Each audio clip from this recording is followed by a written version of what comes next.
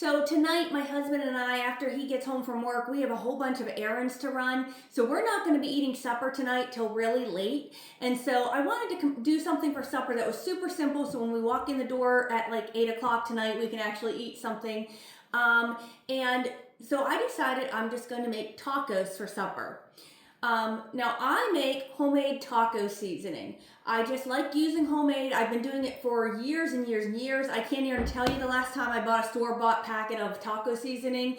But I like using the homemade taco seasoning because I like the taste of it a lot better than the store-bought. But also then you can just, you know what's in it and you have a little more control. So if you want to reduce the salt a little bit, or if you want to make it less spicy or more spicy, you have freedom to adjust it a little bit more. So that's what I'm going to show you today, is how I make my homemade taco seasoning. Please forgive me, I am going to be looking at the recipe. I have made this recipe so many times, you'd think I'd have it memorized, but there's a lot of spices, and so I have to look at my recipe. But when I make this, I do make up a lot at one time. I think the recipe I am showing you today is like 6 times the original recipe. I like to make it up, get everything out at once, make it up, and then just store it in an airtight container until I'm ready to use it.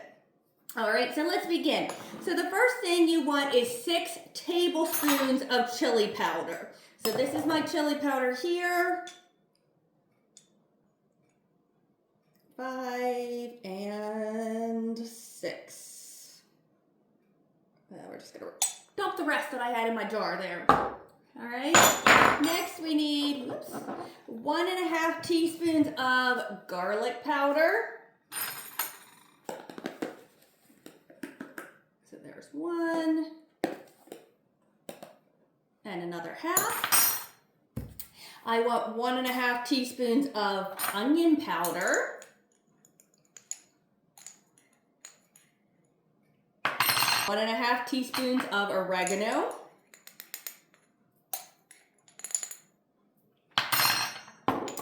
And then I want about 1 teaspoon of the crushed red pepper flakes, or the cayenne pepper.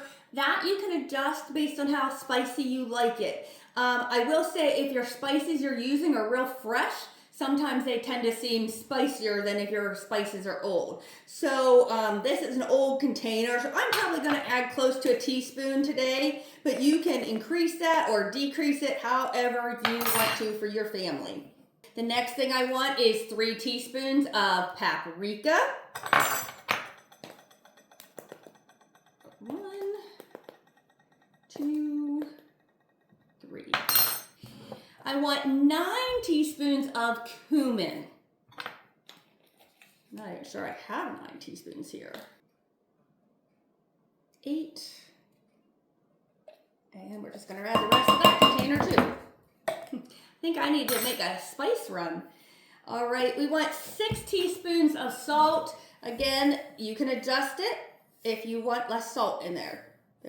5 and 6. And then we want, the recipe for this amount would be 3 teaspoons of black pepper. I think I'm only going to put in about 2, maybe a little over 2. Put in about 2.5 teaspoons. Let me make sure I got everything. So the chili powder, garlic powder, onion powder, oregano, crushed red pepper, paprika, cumin, salt, and pepper. So now I'm just going to give that a stir, and that is all there is to it. Like I said, I will just store this in an airtight container, and that way it's all ready to go whenever I want to make tacos or burritos or taco salad, anything that would normally take a store-bought taco packet, you can use. Now, I typically, when I use this, I will fry up my ground beef, 1 pound of ground beef, drain it real well, and then I typically add 1/2 cup of water and 2.5 tablespoons of my homemade taco seasoning. Again, you can adjust that to make it stronger or a little less intense if you want, but that's what I usually do. 1 pound of ground beef, fried and drained, 1/2 cup water, and 2.5 tablespoons of the mix. Let that simmer for a few minutes and it is ready to go. So I hope you'll give this one a try, guys. And remember, it is a great day to have a great day. See you next time.